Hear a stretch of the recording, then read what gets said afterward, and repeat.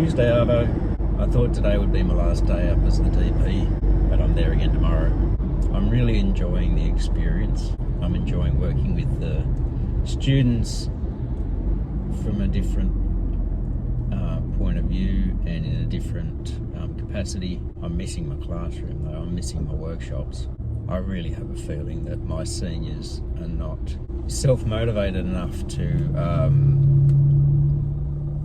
be working on the stuff that they need to be doing that I leave for them. Timber students, they're the ones meant to be planning their own projects, and it's been a tough time getting them to the point that they are. And if I'm not there each time to try and, how you going, what do you need help with, it's going to be tough. So hopefully I'll be back in class on Thursday.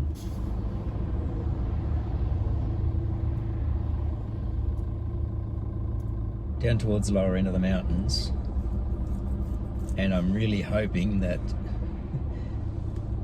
this traffic right here isn't an indication of an accident either on the hill or along the freeway, especially along the freeway, because if it's anywhere along the freeway we could be like this for a long time, which is frustrating because it'll make me late for work.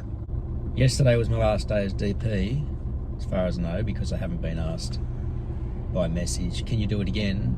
Pretty sure the deputy is back from leave today. So I'm back in the classroom.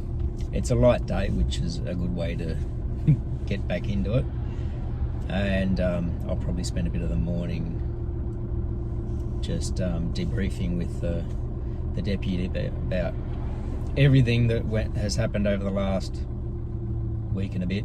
I did keep a record of everything I was doing on a shared Google Doc between myself, the deputy, and another head teacher who had done a few days early on, and we were using the Google Doc to sort of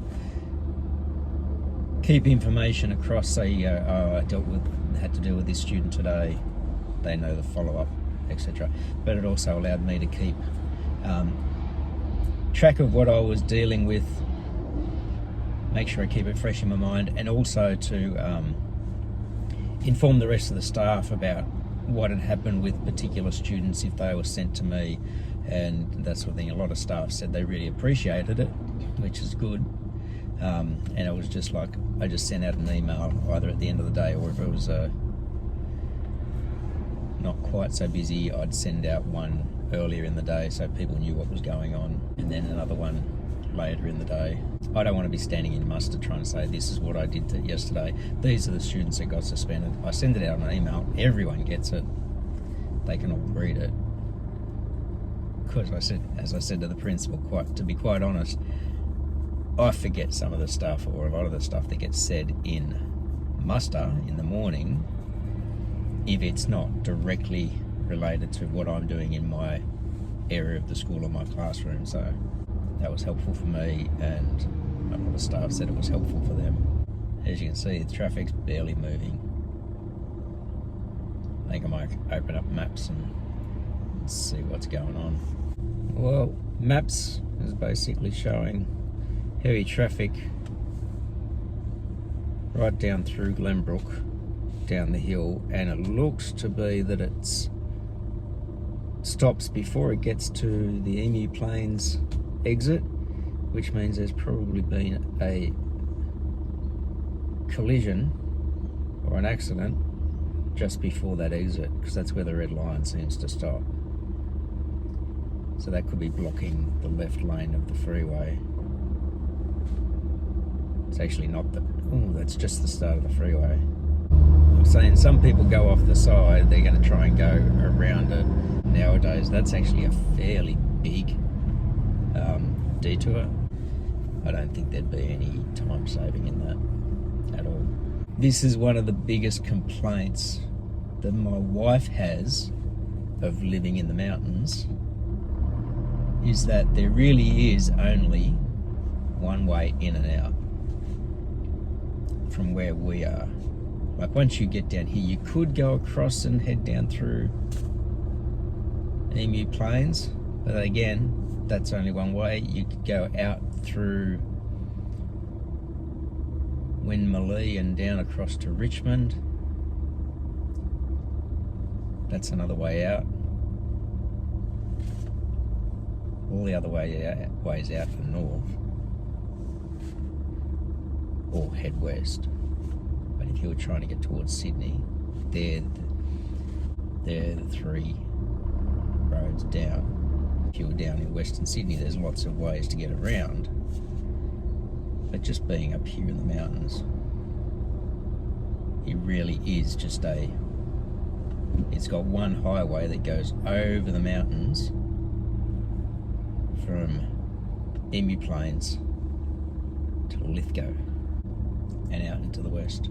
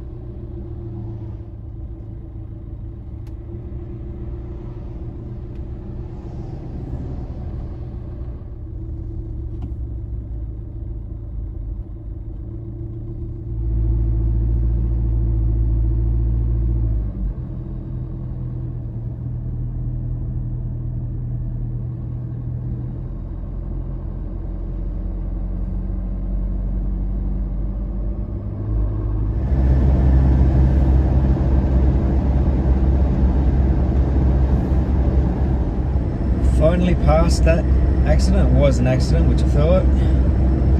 That means it took me 40 minutes to travel a section of road that's usually 3 to 5 minutes.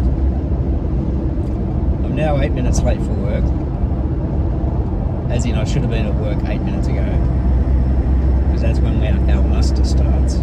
Roll call starts in 12 minutes and I'm not going to get to work on time. I've messaged work. I think from here it's at least 20 minutes to the school, 20 to 25 minutes still. It's the end of the week, finally back in the workshops. I had 2 classes today, 12 construction, who were supposed to do an exit survey for the region, which helps with our funding. A couple of them did it. I'm going to have to try and get them into the computer room. You could do it on your phone, but some were having issues, so I'm going to have to get into a computer room for them to do that. Then I had Year 10 this afternoon, and I'd been checking their safety tests. So at the start of every year, we do safety demonstrations on all the machines that I want them to be using, go through all the information. We use an online safety testing system so that they can work through it at their own pace. A lot of my students aren't very great with their literacy levels, and I don't know whether it's something. Maybe the computer is more of a distraction, because they're multiple choice, but if they get it wrong, it can lock them out for a couple of minutes and they can try a different test at a different time. But I've only had a couple of students who'd completed all of them. So I got the tests and I printed out paper copies and got them to sit here and do the ones that they were missing or something like that, so they can try and catch up.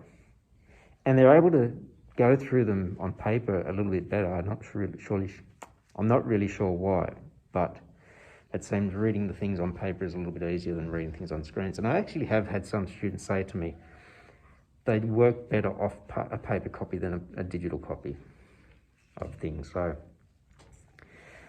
the only issue with them doing the paper ones is I've got to mark them. So, but at least they should get through them. It'll be easier, if they got one wrong, quick discussion about what's the right answer, correct it,